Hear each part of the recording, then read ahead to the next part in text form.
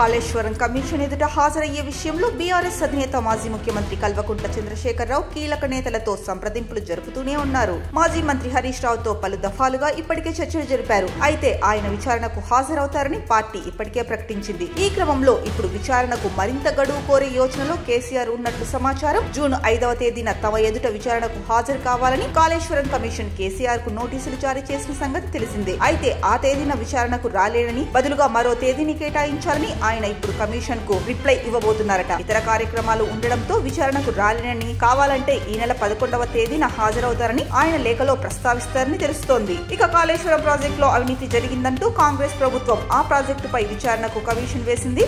Justice పిషి Ghosh నేతృత్వంలో Kaleshwaram commission ఇప్పటికే project కోసం పనిచేసిన ముఖ్య అధికారులను ప్రశ్నించిన సంగతి తెలిసిందే. ప్రాజెక్టు నిర్మాణం జరిగినప్పుడు ముఖ్యమంత్రిగా ఉన్న కేసీఆర్, ఇరిగేషన్ శాఖ మంత్రిగా పనిచేసిన హరీష్ రావు, ఆర్థిక శాఖ మంత్రిగా పనిచేసిన ఈటెల రాజేందర్ కమిషన్ ముందు హాజరు కావాలని నోటీసులు అందజేసింది కమిషన్.